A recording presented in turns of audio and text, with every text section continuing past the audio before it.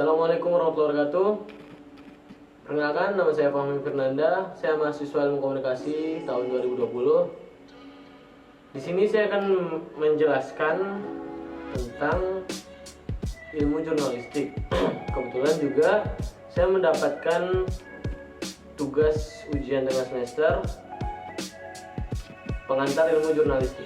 Di sini ada 4 soal. Dan soal yang pertama adalah jelaskan apa itu jurnalistik dan mengapa jurnalistik menjadi bagian dari komunikasi massa. Jawabannya adalah, secara definisi, jurnalistik adalah proses atau ilmu dalam pengumpulan, penulisan, penyuntingan, dan publikasi berita. Jurnalistik berasal dari kata jurnal yang artinya catatan harian atau catatan tentang peristiwa sehari-hari, atau dimaknai juga dengan surat kabar. Jurnalistik menjadi bagian dari komunikasi massa. Media massa merupakan saluran komunikasi dan informasi. Jurnalis tentunya akan menggunakan media massa itu untuk menyampaikan informasi atau berita. Yang kedua, jelaskan sejarah dan perkembangan jurnalistik. Sejarah jurnalistik merujuk kepada Akta Diurna pada zaman Romawi kuno, masa pemerintahan Kaisar Julius Caesar. Akta Diurna ialah papan pengumuman sejenis majalah dinding. Diyakini sebagai produk jurnalistik pertama, pers, media massa, atau surat kabar koran pertama. Julius Caesar pun disebut sebagai bapak pers dunia. Dalam sejarah Islam, cikal bakal jurnalistik yang pertama kali di dunia adalah pada zaman Nabi Nuh. Saat banjir besar melanda kaumnya, Nabi Nuh berada di dalam kapal beserta sanak keluarga, para pengikut yang saleh, dan macam-macam hewan. Untuk mengetahui apakah air bah sudah surut, Nabi Nuh mengutus ekor burung keluar kapal untuk memantau keadaan air dan mencari makanan. Atas dasar fakta tersebut, Nabi Nuh dianggap sebagai pencari berita dan penyiar kabar pertama kali di dunia. Jurnalistik di era media cetak, generasi pertama, masih menggunakan surat kabar ataupun majalah untuk menyampaikan informasi. Jurnalistik di era media elektronik atau penyiaran, generasi kedua. Berkembangnya ilmu pengetahuan di samping media cetak, ada pula media penyiaran. Ada 2 bentuk penyiaran yang dominan. Yang pertama, radio, menerapkan media yang bersifat auditori atau untuk didengar. Yang kedua, televisi.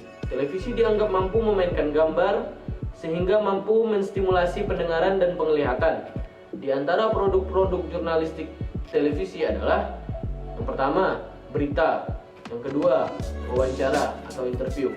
Yang ketiga, fitur berita ringan, wisata, aneka makanan, kebudayaan, dan lain-lain. Kemudian, jurnalistik di era media online, generasi 3. Jenis jurnalisme baru ini tidak lepas dari internet.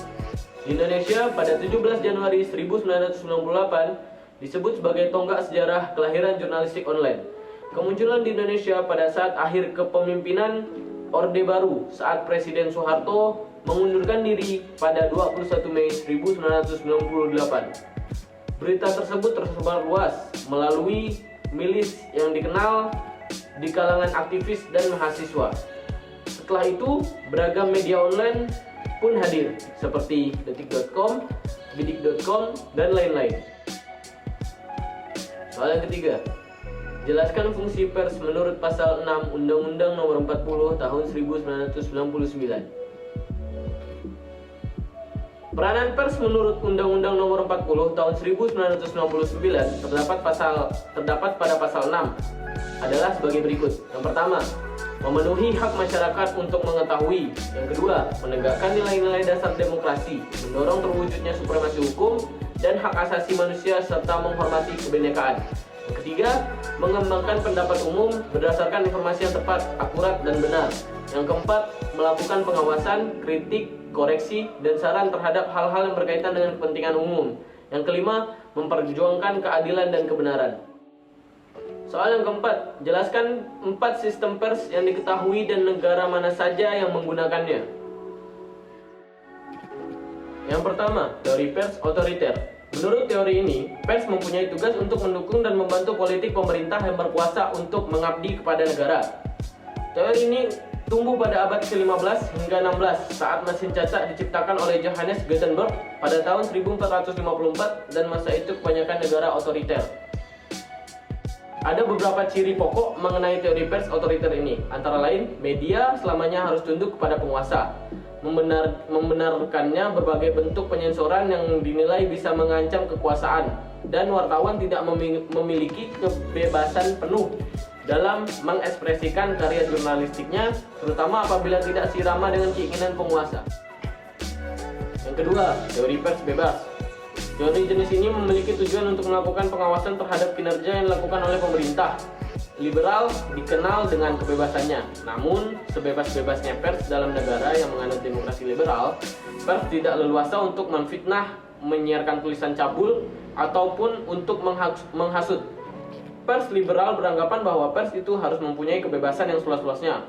Hal ini bertujuan untuk membantu manusia dalam mencari kebenaran. Kebebasan pers dengan demikian dapat menjadi ukuran atas kebebasan yang dimiliki oleh manusia. Teori ini muncul pada abad ke-17 dan 18 yang disebabkan berkembangnya kebebasan politik, agama, dan ekonomi kala itu. Teori ini menekankan pada kemerdekaan dan kebebasan individu dan menghargai rasionalisme serta memandang manusia sebagai makhluk rasional. Ciri pers libertarian ini juga tidak ada batasan hukum terhadap upaya pengumpulan informasi untuk kepentingan publikasi dan wartawan punya otonomi profesional dalam organisasi. Yang ketiga, teori pers komunis. Teori pers yang satu ini mulai berkembang sejak awal abad ke-20 sebagai akibat dari sistem komunis Uni Soviet. Media massa pada pers teori ini berperan sebagai alat pemerintah dan bagian integral dari negara, dan media massa mau tidak mau harus tunduk pada pemerintah. Teori ini disebut juga dengan pers totaliter Soviet atau teori pers komunis Soviet. Teori pers komunis menekankan pada bimbingan dan pendidikan massa melalui propaganda dan agitasi, sehingga dalam hubungan dengan fungsi dan peran pers sebagai alat pemerintah, pers dituntut agar bisa menjadi kolektif propagandis, kolektif agitation, dan kolektif organizer. Dengan demikian, ada beberapa ciri pokok dari pers komunis tersebut, yakni pertama, media berada di bawah pengendalian kelas pekerja, karena itu harus melayani kepentingan kelas tersebut. Yang kedua, media tidak dimiliki secara pribadi. Dan ketiga, masyarakat berhak melakukan sensor dan tindakan hukum lainnya untuk mencegah dan menghukum pers.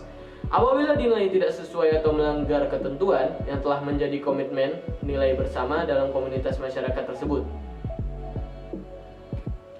Namun, teori pers komunis ini berakhir seiring dengan bubarnya negara Uni Republik Sosialis Soviet pada 25 Desember 1991 yang kini menjadi negara persemakmuran yang telah melepas sistem politik komunisnya, dan teori tersebut kini hanya dianut oleh RRC dan juga dianut oleh Rusia dulu.